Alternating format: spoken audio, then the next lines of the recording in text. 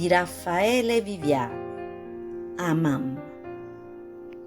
A mamma è nata cosa, è un cervello, l'assraca associata, l'armonia, è quella che comanda compagnia, sta in capo capi casa e nu cappello. Attorno te ne sembra un uccello a bada a mille cose, fa Maria. E se non sbatte per una malattia, va scianna sempre là che corrucchiello.